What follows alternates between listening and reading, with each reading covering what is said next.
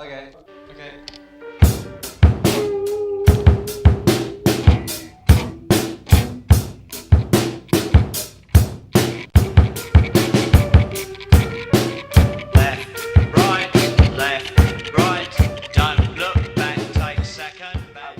Started documenting from then on, and then once there was a white supremacist rally in New Jersey about 16 years ago, we decided to form an organization that will monitor these groups.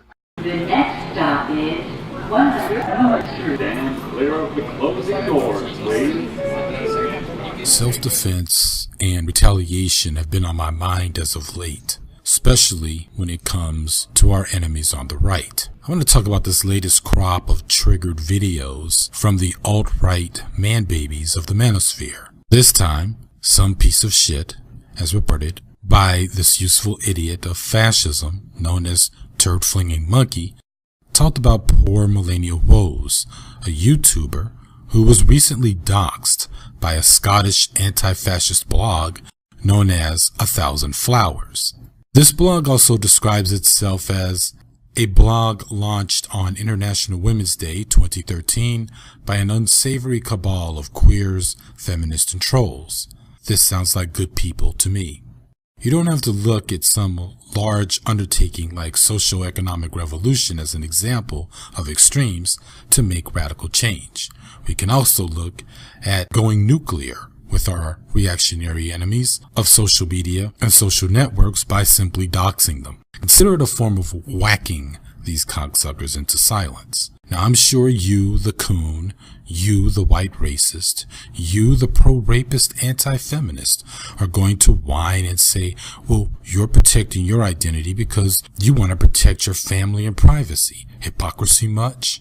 I think that in the face of so many of us on the left who have been doxxed, and in some cases, doxxed due to guilt by association, those of us who've been doxxed or harassed because of political beliefs. Look at all the women who've had death threats made towards them, like what happened to Anita Sarkeesian, or harassed like Zarna Joshi, or a lot of our fellow YouTubers, such as Jenny McDermott. I say, eye for an eye. Because our enemies on the right preach hate, and that's all there is to it. So it's justified no matter what. There are some people who I support who recently doxed a man on YouTube, and this man happens to live in Chicago. And it turns out that he served time for aggravated rape in the 90s. We should not think it a coincidence that a man who has raped someone, and I don't care how young he was at the time or if he was simply in a room when it happened, it is not a coincidence that this person also happens to hate women and feminism, which happens to be the very ideology that brought the issue of rape to society's collective consciousness as an act that should no longer be seen as normalized and a part of a person's life. Melania Woes is another piece of shit privileged male who, get this, lives at home with his daddy at the ripe old age of 34 in a suburb called Linlithgow. I hope I'm pronouncing that correct. I think it's great when these guys are exposed. One, because it seems that the more and more we expose them, they either fall right in line with what we understand is poisonous about the right wing, or that they are completely the opposite of what they try to pretend to be online. Like, for instance, these right-wingers love to talk so much about people who live on welfare, live off the state, codependent, they are weak.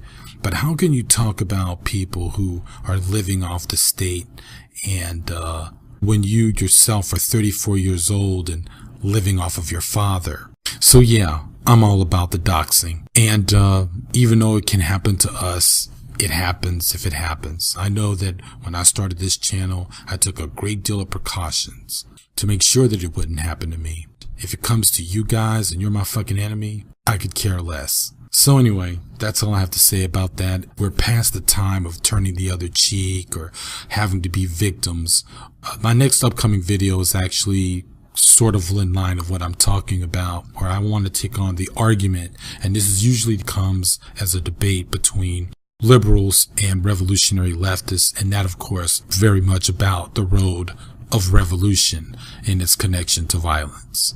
Alright, that's it. This is the Garage Autonomist.